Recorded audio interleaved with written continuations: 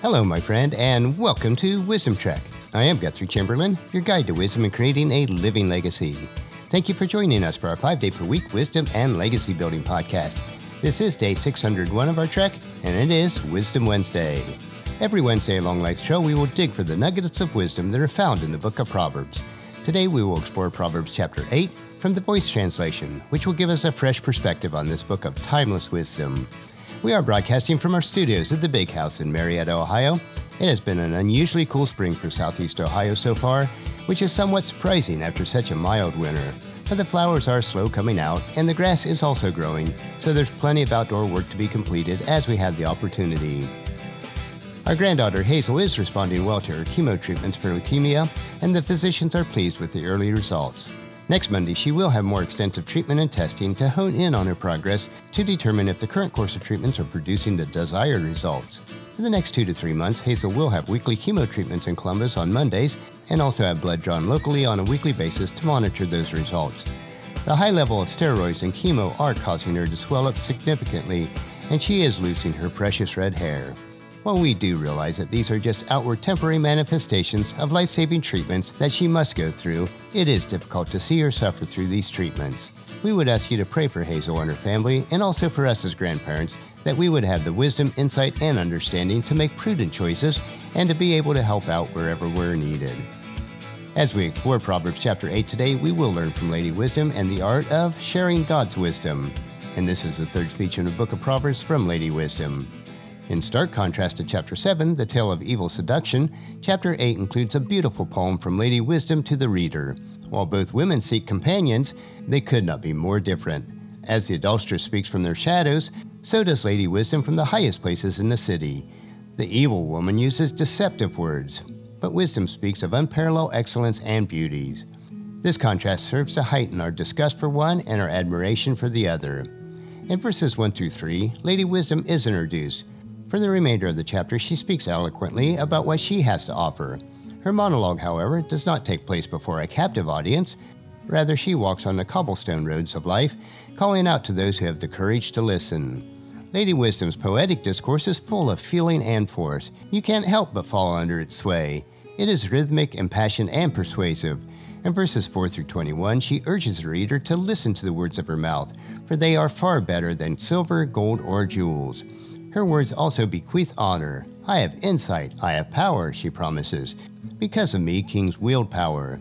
If that was not enough, verses 22 through 31 rewinds the tapes of history, and we see that next to the Creator stood none other than Lady Wisdom. God utilized wisdom as he built our strange and wonderful world. She rejoiced at the work of his hands. But who can we compare this Lady Wisdom to? Well, in verses 32 through 36, Lady Wisdom concludes her poem. She addresses the Father's children as her own and tells them, "Find me and you will find true happiness." So let me ask you, are you watching daily at Wisdom's doors? Listen up now as I read chapter 8 and allow her words to have full sway over you. Isn't Lady Wisdom calling? Listen! Don't you hear the voice of understanding crying out? She has taken her stand at the highest places in the city, at the crossroads where everyone can see her. There, at the gates, at the entrance to the city, right in front of the city door, she cries out, "O people, I am calling you. I have a message for all humanity. You gullible people, acquire insight. You naive ones, cultivate the heart that truly understands. Listen, for what I am about to tell you is of unparalleled excellence and beauty. What I am about to say will set things right. I will only speak the truth. I despise evil, so it will not pass through my lips. Everything I say promotes justice. Not one word is crooked, and nothing is distorted. Each and every word is straight talk to perceptive people, upright and honest to knowledge seekers. Accept my correction as being more valuable than a prized possessions. Authentic knowledge is more valuable than pure gold. You see, no gem is more precious than Lady Wisdom. Your most extravagant desire doesn't come close to her. I make my home with prudence. I obtain knowledge and sound justice.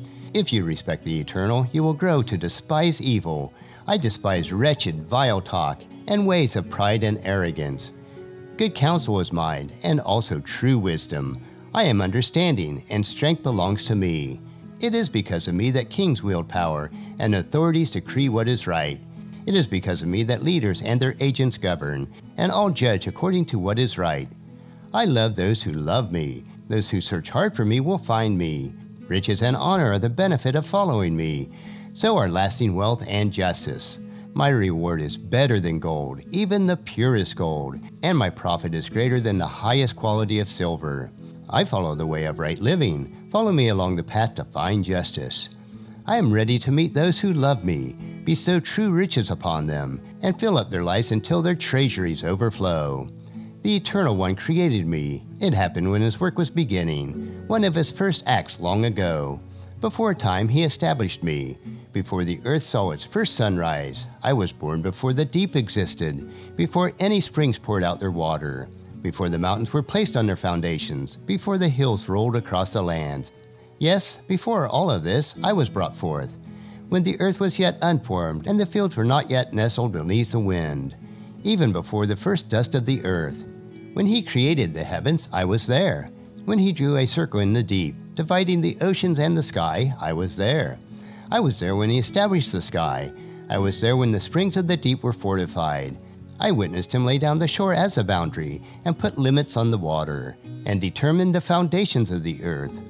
All of this time I was close beside Him, a master craftsman. Every day I was His delightful companion, celebrating every minute in His presence, elated by the world He was making and all its fine creatures. I was especially pleased with humanity.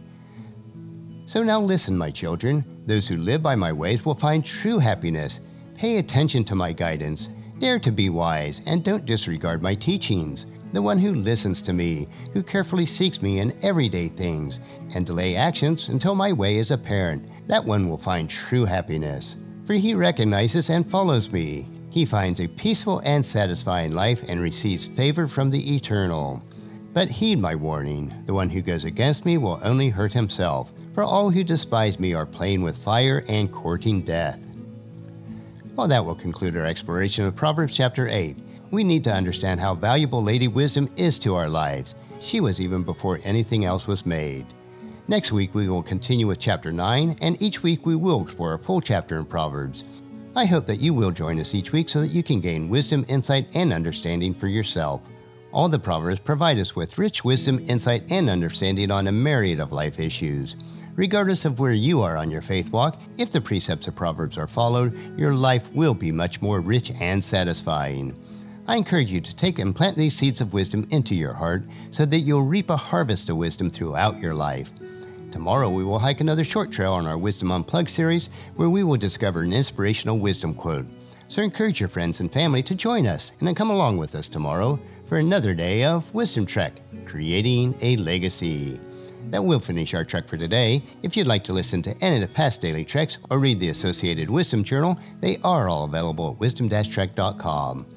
You can also subscribe at iTunes or Google Play so that each day's trek will be downloaded to you automatically.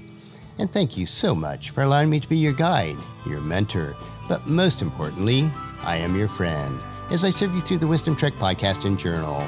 And as we take this trek of life together, let us always live abundantly, love unconditionally, listen intentionally, learn continuously, lend to others generously, lead with integrity, and then leave a living legacy each day. I am Guthrie Chamberlain, reminding you to keep moving forward, enjoy your journey, and then create a great day every day. See you tomorrow.